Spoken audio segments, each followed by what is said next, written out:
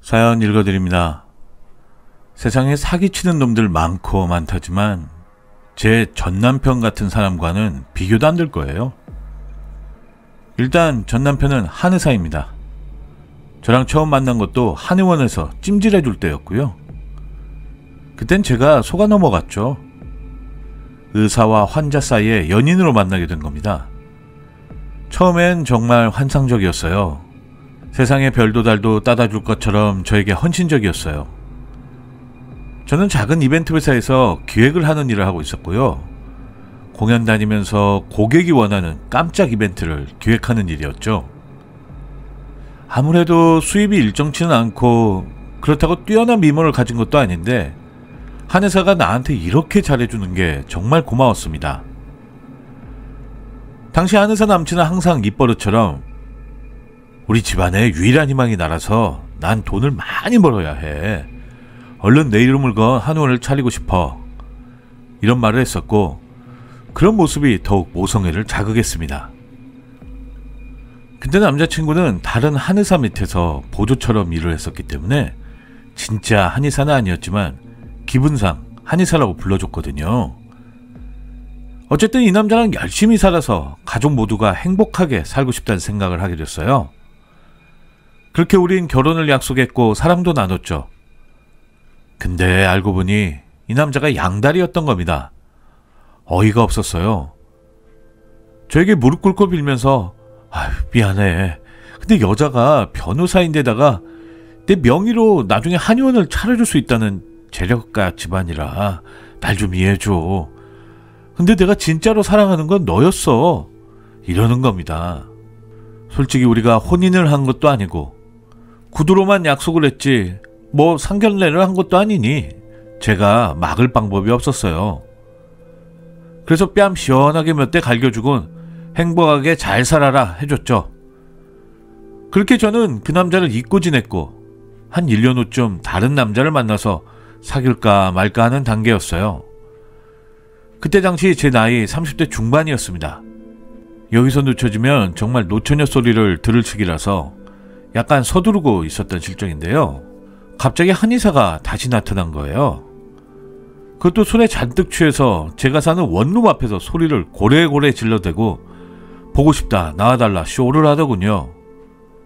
경찰에 신고를 할까 하다가 그놈의 예정이 뭔지 집으로 들어오게 한 것이 화근이 되었습니다. 울고불며 나는 돈 보고 결혼해서 불행해. 사랑한 건 너뿐이었는데 1년이 지옥 같아. 이러는 거예요.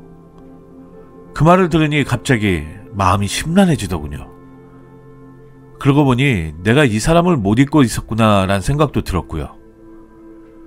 그렇게 이 남자랑 다시 만나게 됐어요. 바보 같은 짓인 줄 알았지만 모든 걸 정리하고 다시 돌아온다고 했으니까 그 말만 믿었죠. 근데 이 남자가 차일피일 미루더군요. 그래서 하루는 단판을 짓자고 말했습니다. 그랬더니 이렇게 아내랑 이혼을 하면 다 뺏길 텐데 나보고 빈손으로 오라는 거야? 빈손으로 시작하자고?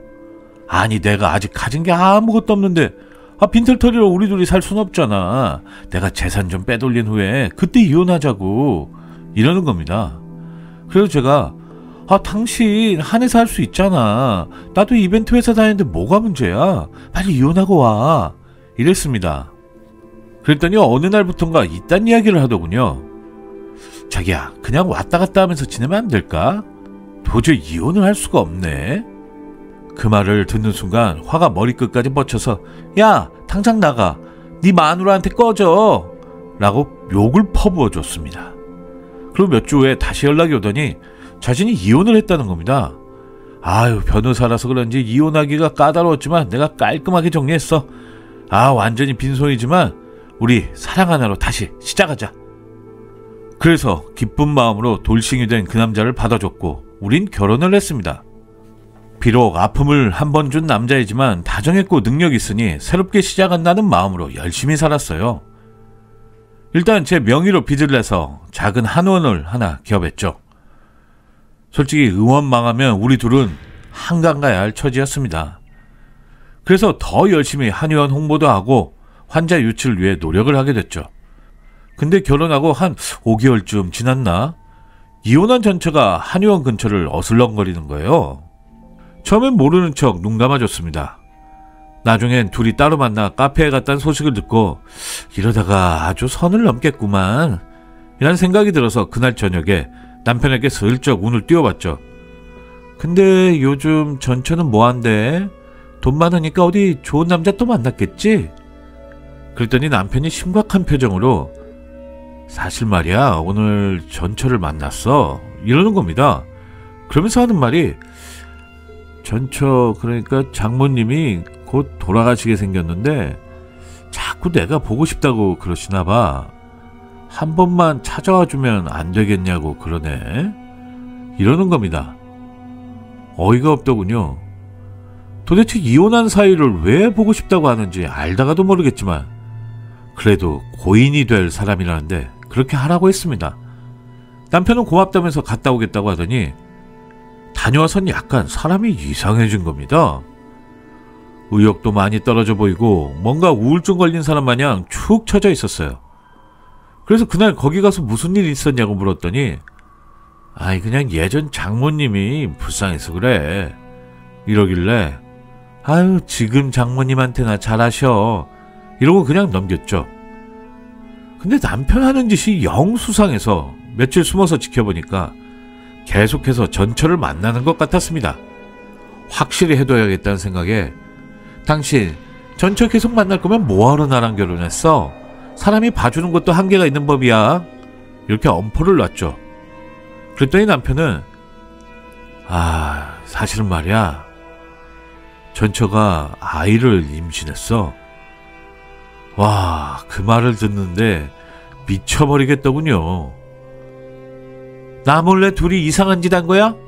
하고 따졌더니 남편은 그게 아니라 이혼하기 전에 딱 하룻밤을 같이 지냈는데 임신을 해서 지금 6개월이라는 거야.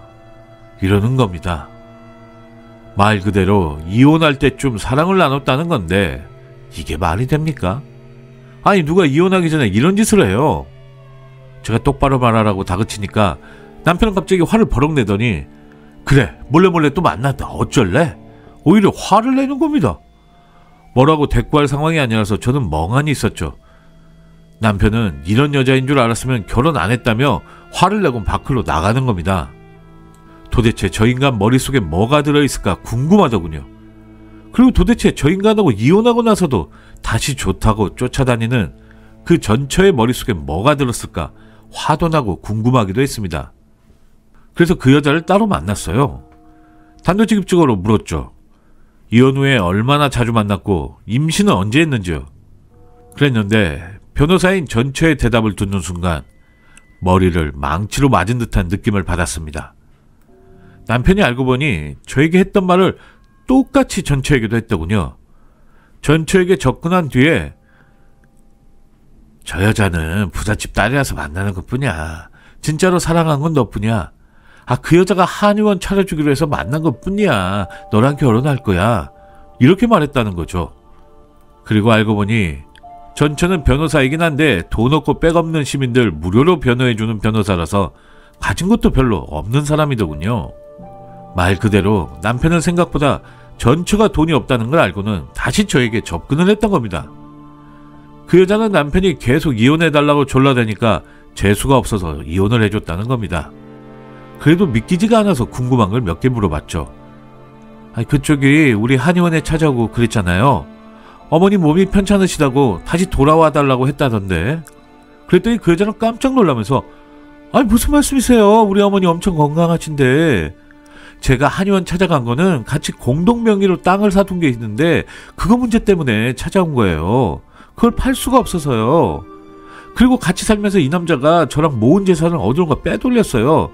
그거 돌려받으려고 소송도 준비 중이고요. 점점 뭐가 뭔지 혼란스럽더라고요. 빈털터리로 이혼했다더니 돈도 빼돌렸고 소송 중인데다가 장모님은 아프지도 않다니 이거 점점 헷갈리는 겁니다. 그래서 임신을 하셨다던데 그건 어떻게 된 거죠?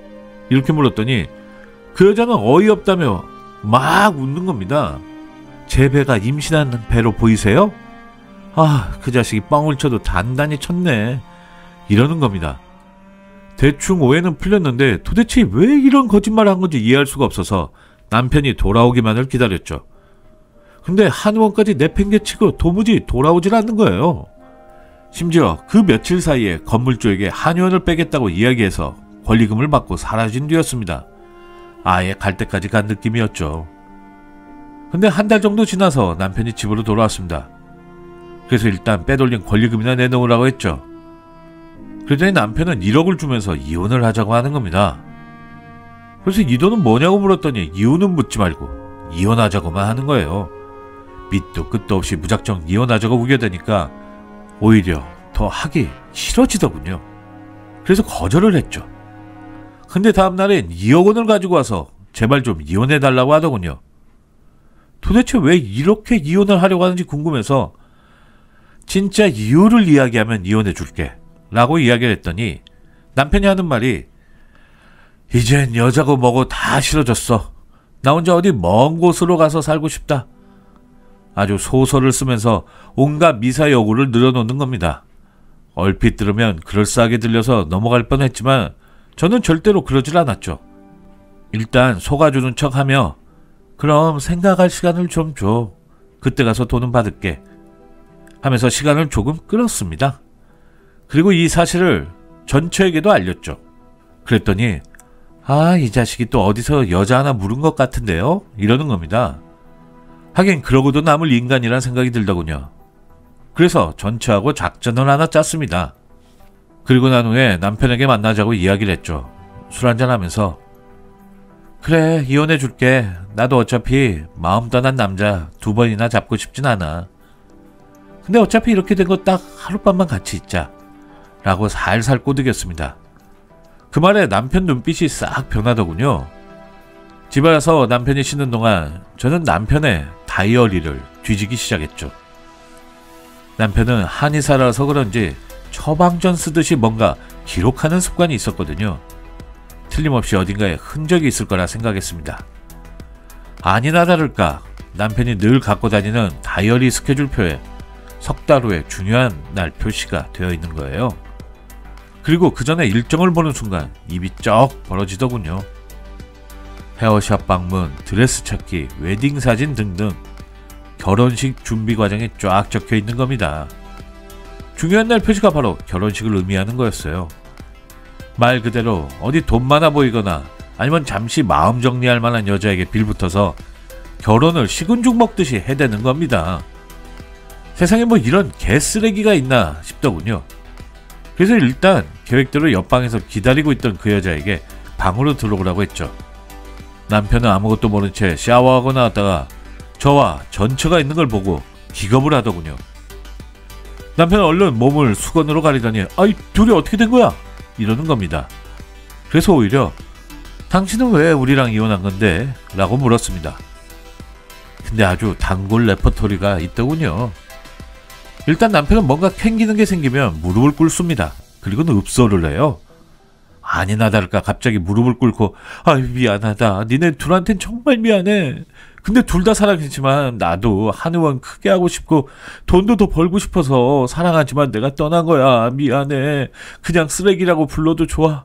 이젠 나 혼자서 살고 싶다. 미안하다. 아주 입에 침을 대놓고 마르고 거짓말을 하는데 어이가 없었습니다. 그리고 3번째 결혼 준비한다는 건 끝까지 말을 안 하더군요. 그래서 슬쩍 떠볼 겸 제가 물었죠. 내가 당신네 집안 가난한 거 알아. 그러면 나도 그렇고 여기 이 여자도 그렇고 빚잔치 해가면서까지 한의원 개원시켜줬는데 그걸로 만족하고 돈 벌면 되잖아. 근데 왜 자꾸 여자를 바꿔가면서 새로운 한의원을 만들려고 그 난리야? 이러다가 3번째 결혼도 하는 거 아니야? 그랬더니 남편은 무슨 소리야. 무슨 소리. 이제 모든 게 지겨워서 다 그만둘 거야. 나 이제 혼자 살 거야. 니네 상처 입지 말라고. 이 말만 하더군요. 그 순간 이 남자는 타고난 거짓말쟁이의 구제불능이구나 라는 생각을 했습니다. 일단 알았다고 했습니다. 그리고 저는 2억 원을 받고 이혼해줬고 그 여자는 공동 명의로 된 땅을 넘기고 빼돌린 돈도 돌려받는 대신 소송 취하하는 걸로 합의까지 해줬습니다. 서로 깔끔하게 문제는 다 해결됐죠. 그리고 남편 결혼식 하는 날 축가 부르는 사람들에게 먼저 찾아가서 돈을 준 후 오늘 축가가 시간 관계상 빠지게 됐으니까 일단 돌아가시면 됩니다 라고 얘기를 해뒀고, 영상 담당자에게 깜짝 이벤트니까 축가 끝나자마자 틀어주시면 돼요 라며 영상까지 건넸죠. 어차피 제가 이벤트 회사를 다니기 때문에 흐름을 잘 아니까 가능했던 겁니다. 그리고 예식장 한켠에 숨어 있다가 결혼식이 한창이고 분위기가 무르익을 무렵 사회자의 오늘의 축가가 있겠습니다 라는 말에 저와 전처는 무대 위로 올라갔습니다. 남편 표정이 완전 사시나무 떠는 듯한 표정으로 네가 거기서 왜 나와? 이런 표정이더군요. 영문도 모르는 세 번째 신부는 저희가 친구인 줄로만 알더군요. 그래서 첫 번째 그리고 두 번째 부인이 축가를 불러줬습니다. 남편은 혹시나 우리가 사고라도 칠까봐 노심초사한 표정이었고요. 그리고 노래 간주 때 저희가 준비한 영상이 있습니다. 영상 틀어주세요. 그랬죠. 그러자마자 영상이 결혼식장 대형 스크린으로 나갔습니다. 바로 수건으로 몸을 가린 채 자기는 돈 필요하다며 질질 짜는 남편의 모습이 고스란히 결혼식 대형 화면에 방송이 된 겁니다. 처음에 사람들은 몰래카메라인 줄 알고 보더군요. 그 사이에 남편은 이거 끄란 말이야 난리를 피우고 있고, 주변 사람들은 그것마저도 몰래카메라이거나 쇼의 일부인 줄 알고 킥킥대며 지켜보고 있는 겁니다. 근데 내용이 점점 심각해지니까 결혼식장 분위기는 싸해지더군요. 세 번째 결혼할 뻔했던 여자는 드레스 입은 채 주저앉아서 울고불고, 처가 식구들은 욕설을 퍼붓고, 남편은 이거 몰카요 속지 마세요 난리를 치는데 이미 사람들 분위기 엉망이 된 겁니다. 그때 전처랑 마이크를 잡고 한마디 했어요. 자 여러분, 여기 첫 번째 아내 그리고 제가 두 번째 아내입니다. 저희 남편의 세 번째 결혼식에 와주셔서 감사합니다. 이렇게 딱 한마디 인사를 하고 내려왔습니다. 아주 난장판을 만들어 놨죠. 그 이후 당연히 남편은 결혼이 엉망이 돼서 정신적 위자료 소송을 당했다고 하고, 남편은 저를 결혼식 회방을 놓은 걸로 고소를 했습니다. 근데 걱정은 하나도 안 됩니다. 그까짓가 어차피 벌금만 내면 되잖아요. 어차피 변호는 첫 번째 부인인 전처가 해줄 거니까요. 남편을 잃고 든든한 변호사 동생을 한 명 얻었습니다. 저런 버러지의 인생을 많은 사람들 앞에서 벌을 준 것만으로 통쾌합니다. 남편은 요즘 살았는지 죽었는지 모르겠지만 혹시나 어디 가서 네 번째 결혼을 하려고 한다면 또다시 가서 박살을 내줄 겁니다. 더 이상 결혼을 빙자해서 순진한 여자들 꼬시지 말길 바랍니다. 저의 긴 이야기 들어주셔서 진심으로 감사드립니다.